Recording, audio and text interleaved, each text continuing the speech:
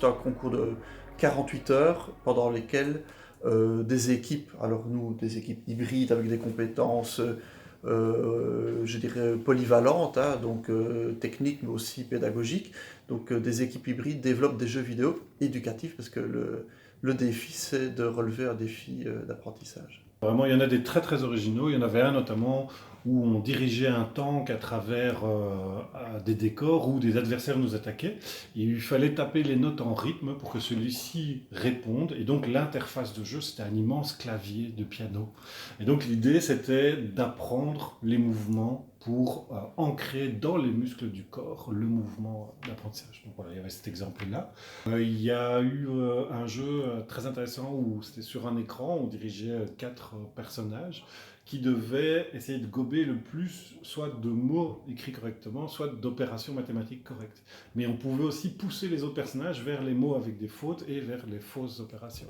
Donc voilà, et l'idée c'est ça, c'est tous des jeux qui arrivent à mélanger quelque chose de très ludique et d'amusant avec des apprentissages, mais qui sont vraiment très très variés.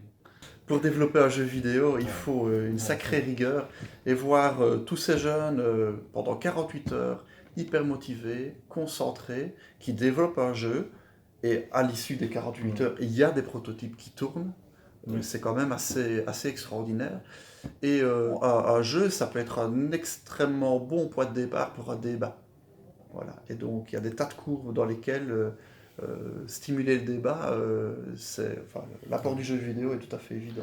Et c'est ce que les conférences d'aujourd'hui viennent encore de montrer, c'est la variété des utilisations pédagogiques qu'on peut faire du jeu. C'est-à-dire que donc Pascal a donné plusieurs exemples du débat. Il y a aussi la question de la rigueur. Moi, je parle souvent effectivement de savoir-être en termes de coopération, mais il y a la question de l'écriture.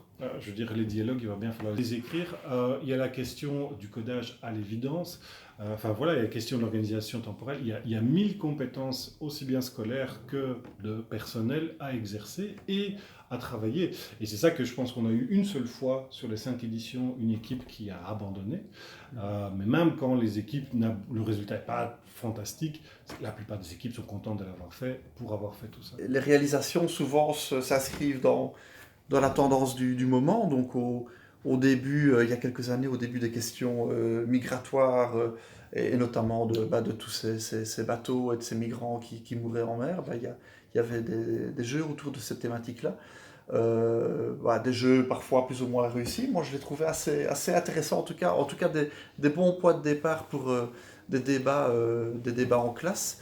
L'an passé, par exemple, il y a eu un jeu sur le consentement. C'était un jeu tout mignon où des animaux s'abordaient les uns les autres et il fallait détecter au travers de différents signaux si l'autre animal était éventuellement consentant pour un câlin ou pas. On a quand même l'expérience chaque année d'enseignants et d'enseignantes qui viennent avec leur classe et qui viennent tout le week-end avec leur classe.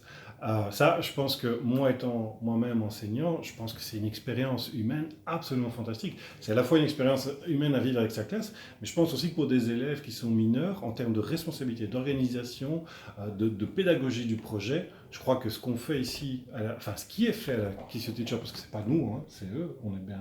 Ce qui est fait, c'est absolument fantastique. Si j'avais pu faire ça quand j'étais enseignant, enfin, j'aurais été aux anges.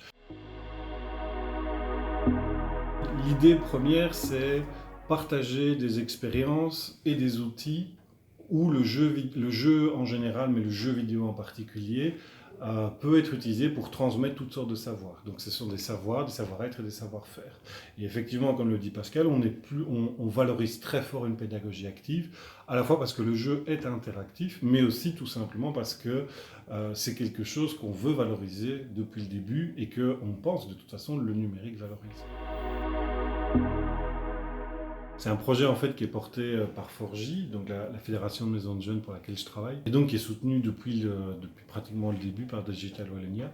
Et l'idée c'est de partir d'expériences de terrain que moi j'ai menées pendant plusieurs années, mais aussi parfois avec d'autres institutions, et de les formaliser en fiches directement utilisables par les professionnels de l'éducation, aussi bien donc des animateurs de maisons de jeunes, des éducateurs, des bibliothécaires, que des enseignants. Et ici donc la troisième version qui sera donc publiée ce mois-ci sur le site educageux.be.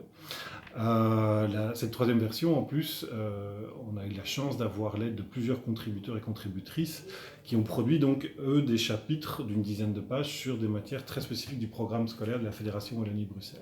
Donc, on va avoir des chapitres de mathématiques, de sciences, pour les cours philosophiques, pour le français, etc.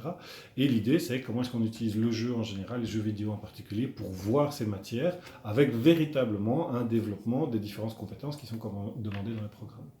En tant que gamer, nos clients habitués, ceux qui reviennent chaque édition, disent que pour tester une idée, en temps normal, il faut 3 mois, 6 mois. Et ici, en 48 heures, ils se donnent la possibilité de tester une idée.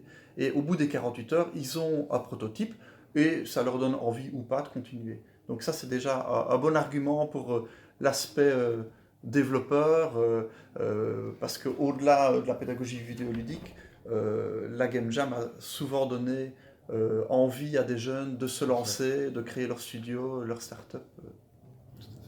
Et alors, en tant qu'enseignant, moi, ce que je dirais, c'est que venir à la Kiss You Teacher avec ses élèves ou au sein d'une équipe, c'est une expérience humaine absolument... c'est très très fort. Je pense que tous les enseignants qu'ils ont fait les années précédentes ont dit qu'ils n'avaient jamais vu leurs élèves comme ça et que souvent, ils ressortaient de ce week-end avec une image encore plus positive de leurs élèves. C'est une expérience transformatrice, y compris pour nous. Oui.